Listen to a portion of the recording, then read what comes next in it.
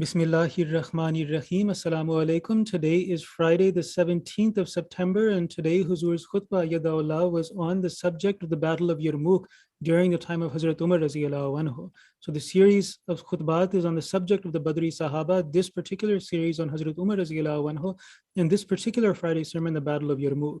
So the way we have this discussion is that we each share our favorite point from the khutbah, one point, we have to stick to that, and then we all share one action item. And then we encourage you to also along the way think of an action item of how you can think of something in this khutbah by which you can also act on the guidances and the reminders that Huzur has given us. So we'll start off with Nasir Bhai. So from today's khutbah, what was the favorite point or the main point that stuck out in your mind? Assalamu alaikum, Rabbi Sahab. So in the khutbah today, the point that really stood out to me was when Hazrat Abu Ubaidah radiallahu anhu, who was appointed as the lead for the campaign by Hazrat Umar radiallahu anhu. Once he realized that there was a town where it was mostly populated by Christians, that Muslims could no longer provide security for them. He, in consultation with the Khalifa of the time, Hazrat Umar, they decided to return the tax that was collected from them. So this had such a huge impact on the Christian community that they were crying when Muslims left, and they were praying that Muslims would come back and control their areas. Yeah, there was one point that Huzur mentioned. I think Hazrat Muslim Maud Raziyallahu anhu had mentioned that in world history, we don't find something like this. Normally people, governments, they want to take as many taxes as they can, or when they know they have to evacuate an area, they try and take as much money as they can get out of those people just because they know that that land is going to come into the possession of their enemies. So then, it's a war, it's desperate. So people do these types of things. So, the thing that stands out is that in all of world history, we don't find a parallel to this level of justice, which the Holy Prophet ﷺ instilled in his followers. Yeah, this is even after the Christians were offering monetary reward for them to back down out of war. So you can see that worldly riches wasn't anything to them. And Hazur Aydallah mentioned that, they had a better richness, which was from the Holy Prophet, the Holy Quran and the Sunnah. Yeah, I think that's really what sets the Sahaba and these people in these stories apart, which is that, we have to ask ourselves as well that, what would we have done in that situation? So Zahir Bhai, what was your favorite point from the khutbah? So, Assalamu alaikum Rabbi Sahab. My favorite point was when Hazrat Abu Ubaidah was found praying in the masjid by a Christian. And, the effect was so much on him that he had asked him after the prayer about Hazrat Isa, Jesus Christ. So he replied with a Quranic verse that Hazur recited, which was that, we created Hazrat Adam and, from, a teen, and then Hazrat Isa, we, said kun fayakun. So, and the Christian man had agreed and he believed in the Holy Prophet and he accepted Islam through Shahada. So, our number one, our prayer should be so powerful that it kind of makes people remember God and Judgment Day, and for them to ask us questions. And then tabligh is a major part of the Sahaba's lives, and they were always ready to do tabligh. So I think that's a major point. Yeah, the point that stood out to me in that point that you're mentioning is that he only asked about the doctrines after he saw the good example of the Muslims, which kind of shows how we should be doing tabligh, which is that if we don't have a good example, we just lead with doctrines, it's not going to be effective. But this person, he saw that these Muslims are in a state of crisis. It's all a bunch of men together. A lot of times people under stress, they start partying, drinking. That's what the Christians were doing. And then, but these are people who are so serious about their prayer. So it makes me think that if somebody came into our masjid and he saw us praying, if he saw me praying, you can kind of see from a distance that, okay, is this guy thinking about something else and just getting through the movements, or is he actually is his heart into it? So if I'm praying correctly, then that's a type of tabligh. But if I'm not even praying correctly, if I'm distracted, then nobody's going to be interested in the doctrines either. So that's a very powerful point. Yeah, related point I had is that when one of the chieftains of the Christian army, Roman army, he was perplexed that, how come our, the Roman civilization is so much more powerful? How come the Muslims are still, beating us back or defeating us? And one of the Huzur mentioned in the khutbah that one of the elders among them, he mentioned that if you look at the morals of the Muslims, right, while you guys are drinking and fighting amongst yourself, if you look at the Muslims, they are praying and they are fasting and they're treating each other well. And he said that this is the reason why the Muslims are having the upper hand. Yeah, yeah. So my favorite point from the khutbah was what kind of stood out to me was that most of the people that Huzur mentioned were people who accepted Islam at the very end and were for the most part enemies of Islam. And it seemed like they always had this regret and this feeling of having missed out that was just burning, and they were just waiting for an opportunity for redemption. And it seems like the Battle of Yarmouk was like a catalyst for that, because Huzur shared, for example, Hazrat Khalid bin Walid, so prominent. He was an enemy of Islam, such a strong enemy, but the actions that he did in this battle, even when he went as an emissary, he just completely set an example of how he doesn't care for anybody's armor, wealth, anything like that. He was just ready to die.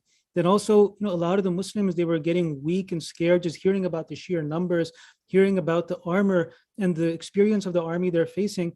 And people like Hazrat Abdullah bin As was motivating them, saying that be ready to offer every sacrifice. This is a person who accepted Islam very late. He was a huge enemy. Then we have Abu Sufyan, Hazrat Abu Sufyan. Very end of the victory of Mecca, he accepted Islam. He's motivating people. His wife, Hazrat Hind, such a bitter enemy, she's sending people back to the battlefield when she sees them running away. And she's the one that holds the rear in a way, single-handedly, along with the other women. Then also we have, of course, you can't forget the story of Hazrat Ikrimah bin Abu Jahl, the son of Abu Jahl, that he lost his life. And he lost his life, attacking in a way that he knew he wasn't going to come back from that. It was just such just a dangerous and just self-sacrificing attack. And that last point, Huzur mentioned that Fazl, the son of Abbas, Hazrat Abbas, the son Hazrat Fazl, Hazrat Ikrimah said that I was an enemy of Islam when he was a believer. How can I drink water before him?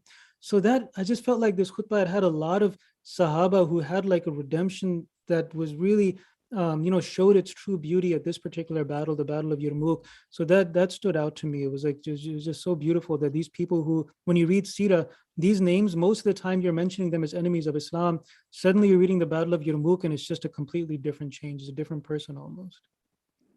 Yeah, and the response of that was, like you see women, Hazur even mentioned Hazrat Khala, anha, and how she was, fighting with the sword actually.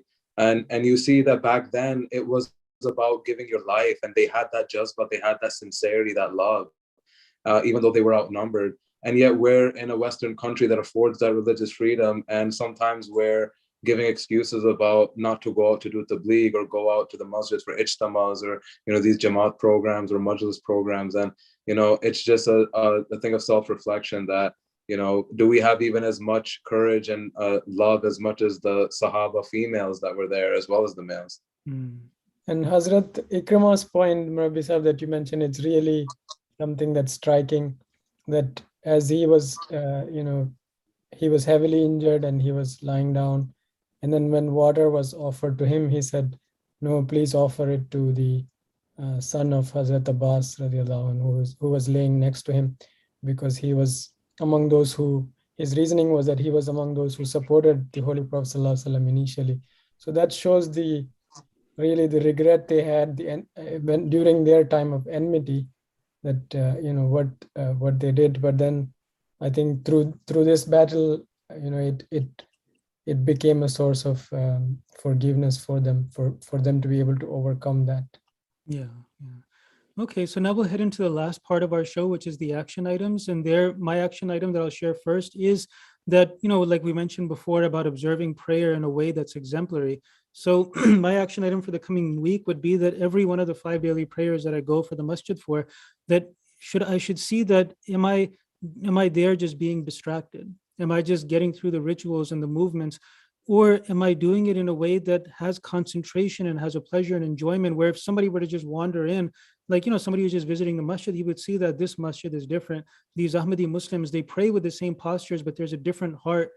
And that makes me want to find out more. So that's the kind of first step of tabligh, that being a better person who does tabligh is not just about sharpening my arguments and stuff like that.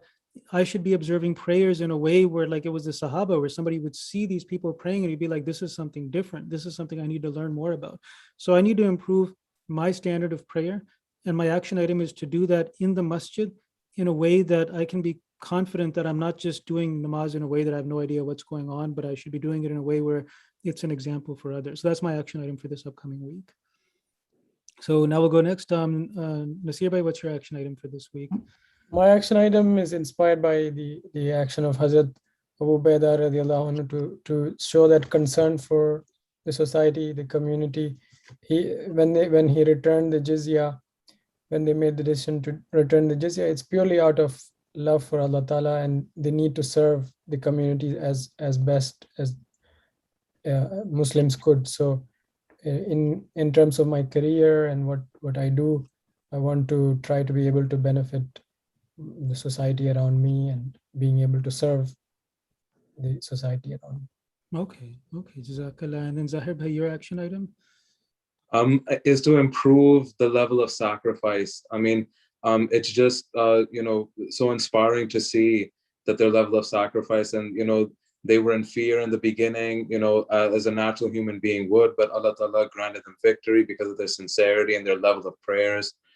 So sacrifice time to go to the masjid, do my prayer, sacrifice time to be a part of the Jamaat and do that tabligh to get the message out there. And it doesn't require our life, but they were ready to sacrifice the wealth as well, not only giving back the taxes, the jizya, but also rejecting the monetary wealth that the Romans offered them. So, just increasing that level of sacrifice, inshallah. Okay, Jazakallah. So I appreciate Zahir Bhai and Nasir Bhai as our panelists today. So that will bring today's review program to an end. And as we always say, that come up with at least one small action item, even if it's insignificant, or it could be a big one, small one, based on today's khutbah, so that it's not just listening, but it's also bringing into action the message that Huzur is giving us in these sermons. So with that, we'll bring today's episode to a close. Today is Friday the 17th.